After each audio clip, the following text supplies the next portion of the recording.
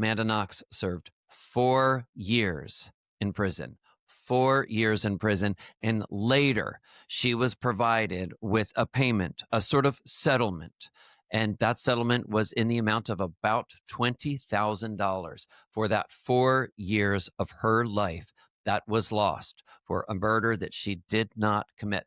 Can you imagine 4 years of your life giving that up and getting $20,000 in return? How does a person get over that? Those cases where they are not guilty, how does an individual get over that? So here we're talking about Amanda Knox, right? Served 4 years in prison for a murder that she did not commit. And yet, think for a moment about the individuals that served decades for crimes they did not commit. Maybe they were exonerated later when DNA evidence became available, but spent decades in prison. Think about the resentment. And you know what? A lot of those individuals are people of color. A lot of those individuals faced unbelievable discrimination, and the courts turned against them, and they served time for crimes they didn't commit. How does a person get over that?